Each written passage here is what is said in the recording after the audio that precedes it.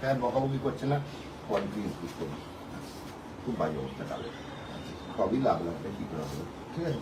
ভাতের কোয়ালিটি ওপর আপনাকে এখন ডাবল রেট দেওয়া হয়েছে, খাবারটা আমি সেম রেখে দিয়েছি, ঠিক আছে। আমি তো কন্ট্রাক্টে মাছ মাংস ডিম, হ্যাঁ সকালবেলা ডিম দিই, দুপুরবেলা মাছ দিই, রাত্রিবেলা আবার ডিম দিই। মাছের পিস দেখাতে পারবেন না ডালের অবস্থা খুব খারাপ, ভাতের অবস্থা দিও আপনি ইমপ্রুভ করুন। আপনার ওনার ডাবল রেট করে দিয়েছি, আমি খাবার নিজে টেস্ট করলাম। আচ্ছা সুপার সাহেব অল্টারনেটলি আপনি এখানে চেক করবেন। খুব বাজে অবস্থা।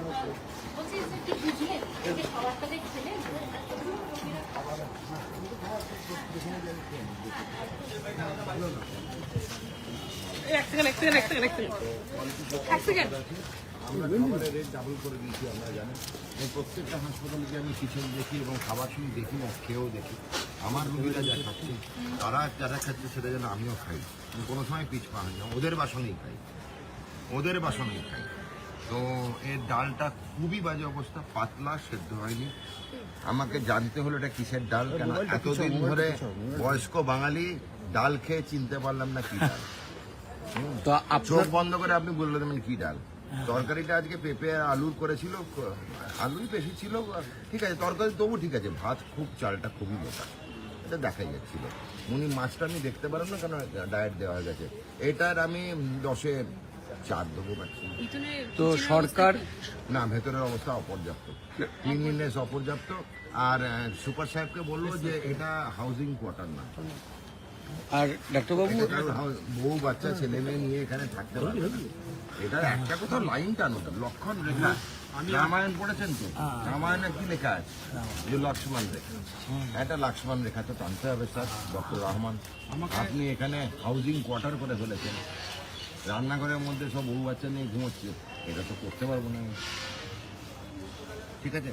আপনাকে 48 ঘন্টা সময় দিলাম, অনেকগুলো কাজ। আচ্ছা আপনাকে 1 সপ্তাহ সময় দিলাম। প্রথমত জঙ্গল পরিষ্কার, এক এক করে বলি, জঙ্গল পরিষ্কার।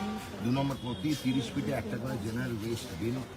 3 নম্বর হচ্ছে কোনো যেন এ না পড়ে থাকে টুকরো টাকরা। আমাদের বিদায় স্যার, রিতেশদা, রিতেশদা আসুন। একটাই কথা, সেটা হচ্ছে যে এই যে খাবারের যেগুলো বলছি তো শুনে নিন। এক হচ্ছে কিচেনের ভিতরে নোংরা, ওরা ফ্যামিলি নিয়ে থাকতে পারবে না, একটা সাইড করুক, ফ্যামিলিকে আলাদা সেগ্রেগেট করুক, ওরকম করে হয় না। কেন বাচ্চা ছেলে মেয়ে সব হয় না। আর খাবারের কোয়ালিটি ইমপ্রুভ, পুরো জঙ্গল সাফ, প্রত্যেকটা ড্রেন সাফ, প্রত্যেক 30 ফিট পর পর জেনারেল ওয়েস্ট বিন, স্ক্যাভেঞ্জিং। লোক লাগলে আমাদের স্থানীয় বিধায়ক রিতেশ একবার দেখে নেবে।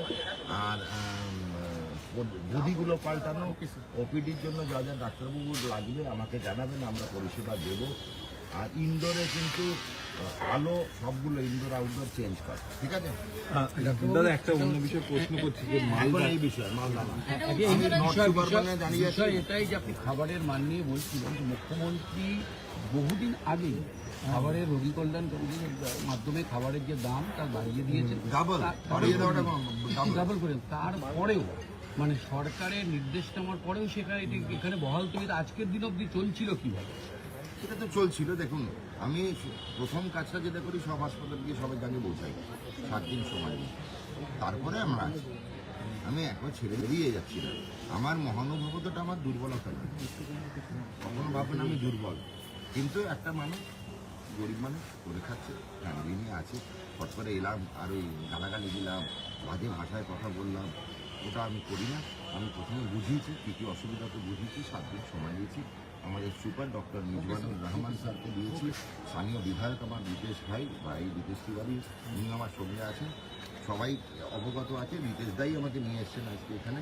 আমি সব পরিদর্শন করলাম, কী কী কারেকশান বা ভুল তো শোধরানোর টাইম দিতে হবে, তো শোধরানোর টাইম দিয়েছি 7 দিন। জঙ্গল সাফ, প্রত্যেক 30 ফিটে একটা করে বিন। ড্রেনের অবস্থা খুব খারাপ, পরিষ্কার পরিচ্ছন্নতা প্রায় শূন্য বললেই হয়। খাবারের পরিমাণ ঠিক আছে, কোয়ালিটি খুব খারাপ। ডাল প্রায় বোঝাই যাচ্ছে না ওটা ডাল, তরকারিটা তবু চলে। মাছ আমি দেখতে পাইনি, ওনারা কালকে দেখে নেবেন। ইনডোরের গদি ফাটা, পরিষেবার ঘাটতি, খুব অপরিষ্কার ভেতরটা, ডাক্তারবাবু যেসব জায়গায় দরকার হবে আমি সেটা করে দেবো। শুধুই একটা জায়গায় নয়, গোটা সরকারি হাসপাতালগুলো যদি দেখা যায় একই রকম পরিষেবা পাচ্ছেন না রোগীর চেষ্টা পরিবার, করছি রোগী সবগুলো কেউই না। না দেখলেও তো না